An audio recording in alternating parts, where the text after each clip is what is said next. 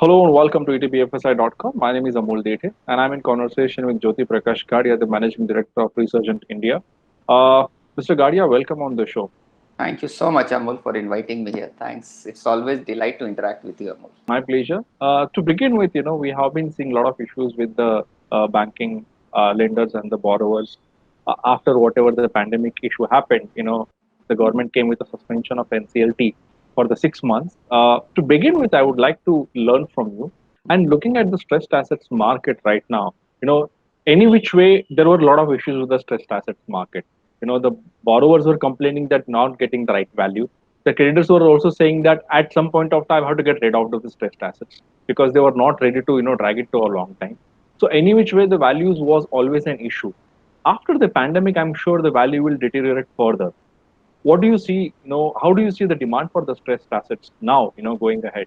Amol, just to give you that we are also been given the mandate by the government to find the strategic buyer for for six of the disinvestment companies, Yes. along with the NCLT, along with one of handling India's one of the biggest IPE firm, where we are handling more than 50 cases in terms of we are trying to find buyers for that. My experience in terms of resolving asset with NCLT route and with the other earlier route, whether it was DRT route or whether it was surface I route or anything as such, the the two things which NCLT has brought onto the table, it is the peace of mind to the banker and to the peace of mind to the new investor who is coming there, that there is a court stamp which is there, and no other litigation is allowed in case if the new investor comes and take the asset from the NCLT.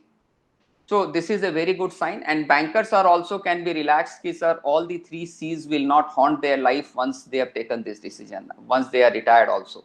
So bankers are also having a peaceful sleep, peaceful night, and also the investor who is coming and taking it on board. So in terms of that, NCLT has done a great job. And NCLT, the act which has come in, the purpose was that they are trying to sell the asset as a going concern concept, because the value realization as a going concern is far more higher than whatever that we could sell the asset by kilos, and thereafter we could realize the asset. So in terms of the concept, in terms of, but the application of that NCLT, definitely I think maybe because of lack of judges or because of lack of infrastructure, the timeline is still not adhered to whatever is mentioned in the act. So I think there is a lot of catching up that need to be done. And the major issue which has come up in this last 6 months, because the courts are closed and the decisions are not making, so wherever that the form 2 also which we have filed, those cases are still not been active right now, that where we could work that way. So the decision making is not coming faster right now. So plus whatever the asset which were under the liquidation and the buyer that we had with us, in this next money, in this last 3-4 months, those buyers has also gone away. So there is a renegotiation happening between all the asset which where we had the buyer also. But there are 2-3 asset classes where there are definitely buyer. Any company which is where the cash is the king, they also knows that they could get at a value discounting. The value or the valuation is being questioned. The buyers are there, but at what price the asset is going to be sold, this is where the negotiations are going on. We I can tell you with our personal experience that whatever the price that we expected that the asset would command in the month of February and what we are expecting the asset prices, there should be a difference of around 15% in terms of value realization in the asset class itself. So 15% के आसपास का we can estimate that there is a value correction which has happened. And in terms of buyer, we think earlier in case if you used to get 10 people submitting the expression of interest, now it should be the 6 people submitting the expression of interest. Do you think that this value erosion will go further because we can see a lot of changes and challenges specifically with the borrowers from many sectors. Earlier it was only limited to maybe power or steel companies, but because of the pandemic now aviation, the hospitality and travel and tours companies can also join this sandbag it? Do you see, the valuation going ahead further? Amol, there is a again dichotomy to whatever that we are saying because of the stock market and because of the rate of interest in the fixed deposit, because that has gone down so very lower that there is no other asset class to invest money for any Correct. of the investor also, and any of the small, any of the investor, whichever that any investor which has got the money, where is going to invest money. So since the and also the in any of the European and the Western market where the rate of interest is negligible or it is just zero, and India is also following the same path that the FD rate of interest has come down, and you cannot invest in the real estate because of the problem that this sector again is having. So I generally have to take a bet on my business itself. So I have to be there. That is why you will see that the money is coming into the equity market. It's not because that the same company which was in the month of March, same company has started performing so very well in the month of September that the stock market could rise around 40%. So it is just there is a less stock, and the money chasing them is far much higher than that. Right. So same thing here also in the business, that in terms of people think let us purchase the asset right now because we are getting a ready-made asset, we are getting a free encumbered assets, there is no pre-operative expenses involved, and people are quite optimistic now. If you see that in this last 1-2 months, people has, because of this share market, because of this uptick in the share market, the overall optimism has increased, and people have started coming to the belief that we have to now live with it. What we understand, because if you look at the real estate price correction also, which we are expecting, it has not happened so much till now, at least. Right. 10-15%, as I told, that because this is the figure which Right. we are already having in our hand. Now I don't think either the deal is not happening or the deal is not cracking beyond 10-15%, or Okay. deal will not happen that way. Bankers are not going to sell the asset, or the old promoter is not going to dispose of the asset. 10-15% का correction, I don't find that there should be any more correction till the time this pandemic, in case if the problem area still persists, or if this situation is like this and there is no more deterioration into the external economy, then there should not be any issue as such. Is the demand for the stressed assets more from the foreign companies or the foreign funds like vulture funds? India's largest landlord is also a foreign company. So definitely there are two types of asset classes, Amol. One is which is the pre-construction asset class, and one is the constructed asset class. So whatever is the foreign fund that is coming, it is coming in the completed asset class. The problem in India is that any road asset which is completed and where the COD is achieved, any commercial building which is completed and where COD is achieved, means completed asset class के बहुत buyer हैं. But we need to find buyer, or we need to find an investor during the construction period, when the road is getting constructed, when the building is getting constructed, when the power plant is getting constructed, when the manufacturing plant is getting constructed. At that point of time, the during the construction risk लेने वाले लोग बहुत कम है. So this is where I think so. Indian government or the investors, or we should play, we have to come out with some rules and regulations that investors start coming and investing money during the construction period, not after the project has been completed and then been say taken over by the foreign companies there. But coming back to your question, whether there are sufficient for foreign fund interest, Amol, yes, but it is only for the completed asset class. Not Okay. during the construction period, there is not so much of interest. Okay. But it is So, only for the completed asset class. It may be any of the asset class. so considering the impact of pandemic on many sectors, like I mentioned, whether the aviation, tours or travels, and so many other sectors, the RBI formed this KV Kamath committee, which gave us suggestions and chose 26 sectors, or you can say where which are what you can say badly hit because of the pandemic, and they have created this formula to restructure their assets and everything. But one important thing which they said, the companies who were major defaulters even before COVID will not be treated here. How do you see overall the impact of this restructuring? The committee report of Kamath committee report on the restructuring, whether it is beneficial for the companies, and overall, how what kind of implications do you see? First of all, let us understand that why the Kamath committee was brought into the foray that? What was the reason that RBI has to do so much of nitty-gritties? What compulsion this Reserve Bank of India had to get into so much of nitty-gritties?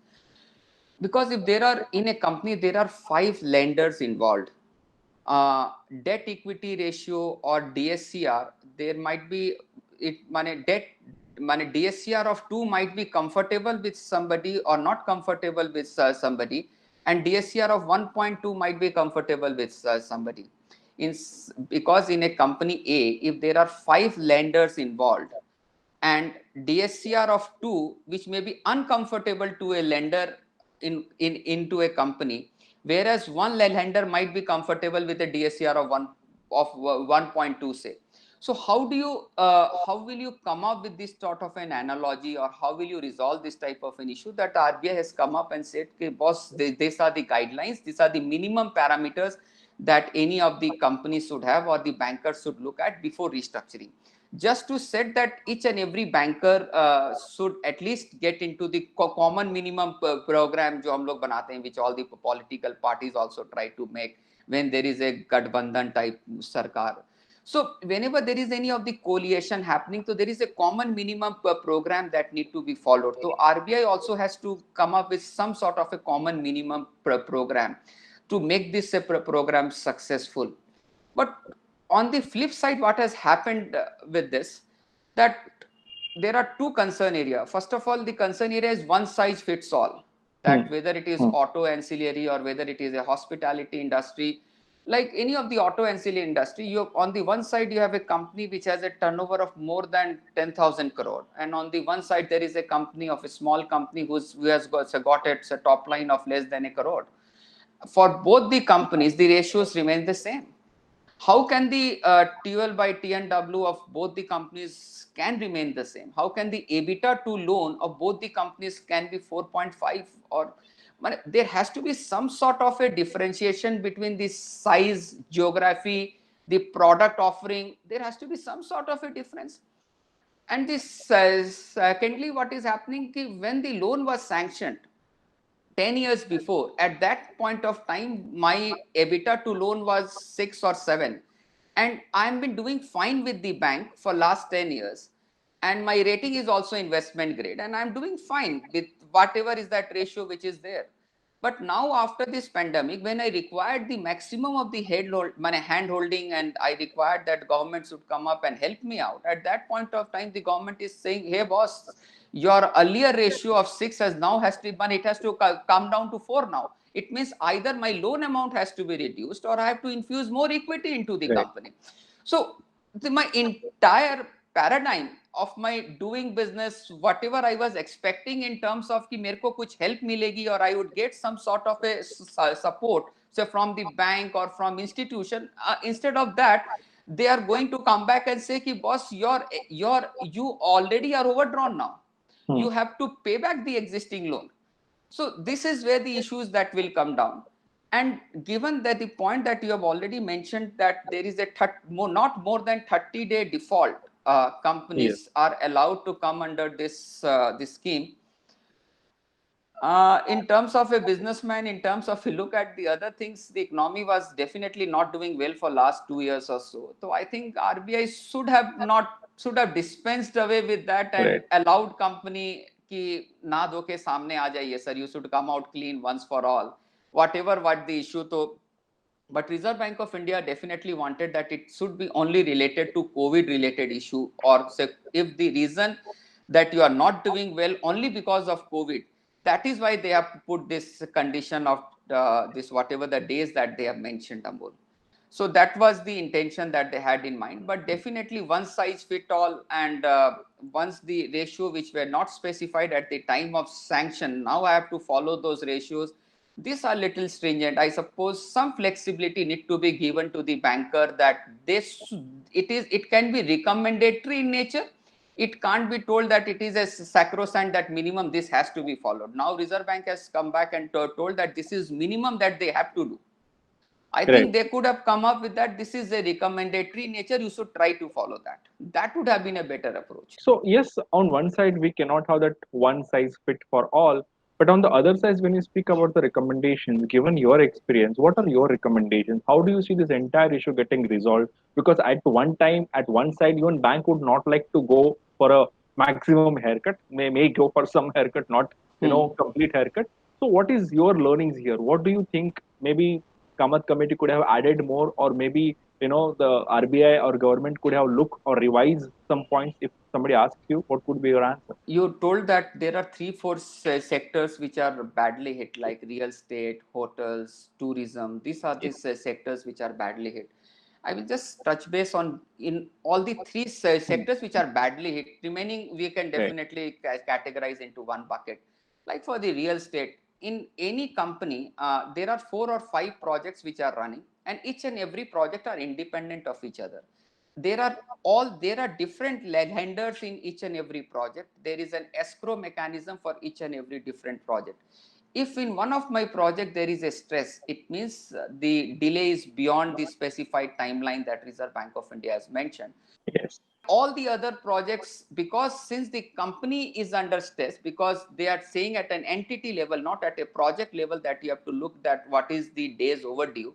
So it means that in case any of my project, if the overdue is more than 1 month, my entire company cannot go for a restructuring. It means all the other projects which जो ठीक हो सकते थे वो भी ठीक नहीं हो पाएंगे. So this is where it means because of one project, all the other 6 Right. projects has also come under stress right now. So this is where, in terms of, we think that little bit of more ground level reality that that the committee or the regulator might have gone into it. What is the ground level reality? How actually the industry is working? Not even whatever that they could have done in the ratios and other thing. I think the intent must have been, it has been onto the project level. But while Right. writing, they might have written a word entity. Yes. So in case if they can come out, same thing in the hospitality industry, I might have a 10 different hotels at different locations, because each and every hotelier, if you come across, we will always see that he owns 2 or 3 hotels as such.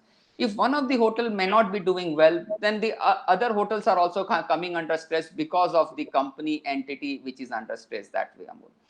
So I think so entity versus project, this clarification has to come up very soon, before the RBI, before this problem comes down, because this is this sector which requires sort of an effort. And in the hospitality industry, the ratio of EBITDA to total loan, this cannot be come down to 4 or 4.5. This cannot be EBITDA to loan ratio for this hospitality industry. I think so this is little out of the place. The ratio, this should have dispensed away with that ratio, because I don't even know where my projections would land, because all these sectors which are badly affected, I can't even project कि next year क्या sale होने वाला है, what is the profitability which is going to happen next year. So any sector which the government or which the governor or which the everybody is recognizing that this is under stress, how can we predict the future when we don't even know what is going to happen next month? So this ratio prediction, तो ये तो astrologer का काम हो गया ना मूलक, तो मतलब. Right. Very interesting, Mr. Gadia. And I think with that, I just wrap up here. It was pleasure to always, Thank you. connect with you and get some, meaningful answers from you. Thank you so much, Mr. Thank Gadia, for you. talking Thanks to a lot, ATS. Amol, for everything. Thank you. Thank you. Thanks.